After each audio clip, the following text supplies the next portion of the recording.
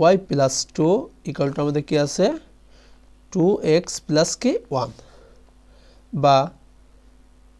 Y আমরা বসিয়ে দিলাম, আমাদের 2x টা আমরা এই পাশে নিয়ে আসবো, তাহলে আমাদের 2x এর সামনে কিছু নেই মানে কি আছে প্লাস, তাহলে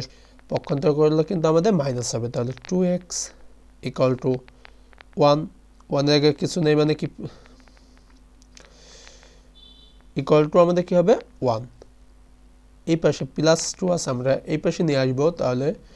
প্লাস 2 আছে এই পাশে এসে কি হয়ে যাবে আমাদের বলতো মাইনাস 2, বা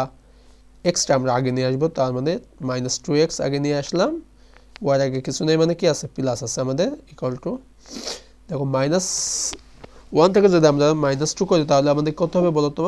মাইনাস 1, বা এখানে আমরা মাইনাস কমন নিলে থাকবে কি 2x minus y equal to minus 1, বা মাইনাস আর মাইনাস আমাদের কেটে যাবে 2x minus y equal two কত হচ্ছে আমাদের 1, এটা হচ্ছে আমাদের 2 নম্বর সমীকরণ।